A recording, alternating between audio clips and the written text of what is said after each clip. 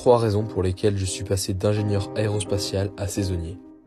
Salut, moi c'est Gus. Comme tu le sais peut-être déjà, j'ai décidé il y a quelques mois de mettre de côté ma carrière d'ingénieur aérospatial pour partir en saison dans les Alpes.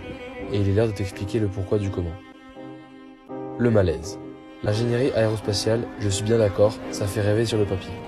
Mais ce rêve est principalement fait de reconnaissance sociale et financière. En pratique, le quotidien est bien moins gratifiant. Je me suis retrouvé à travailler au sein de grandes et vieilles entreprises.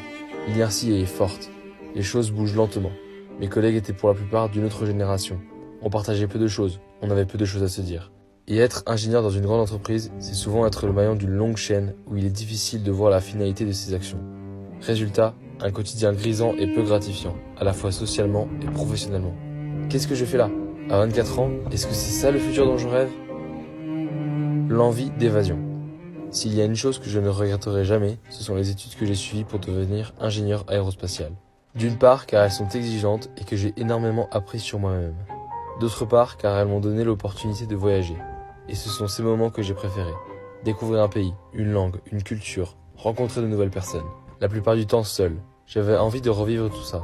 Je voulais voyager, explorer, découvrir. Mes seuls moments d'évasion prenaient place le week-end, mais très vite, le lundi arrivait de nouveau. Et est-ce vraiment ça vivre? Vivre seulement le week-end et croupir au bureau 5 jours sur 7? Vivre pour travailler ou travailler pour vivre. J'avais aussi envie de m'évader dans mon autre passion qu'est la photo. C'est un univers artistique, qui dit art, dit risque et instabilité, et bien moins de reconnaissance sociale que l'ingénierie. Alors me voilà, à 24 ans, avec une belle carrière plus ou moins tracée devant moi, mais avec un quotidien qui me pèse alors que je commence à peine mon métier. Mes envies ne concordent pas avec mon activité. Je me morfonds au bureau quand je rêve de voyages, de rencontres, d'aventures et de photos. Alors que faire? Vivre pour travailler ou travailler pour vivre?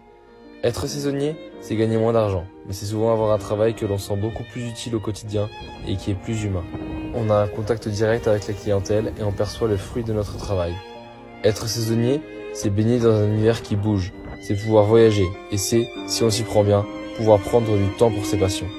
Alors j'ai claqué la porte du bureau et je suis parti dans les Alpes. Difficile de tout caser dans une courte vidéo TikTok. J'ai tenté, mais n'hésite pas à me dire en commentaire si tu veux que je revienne plus en détail sur tel ou tel point. Et merci d'avoir regardé.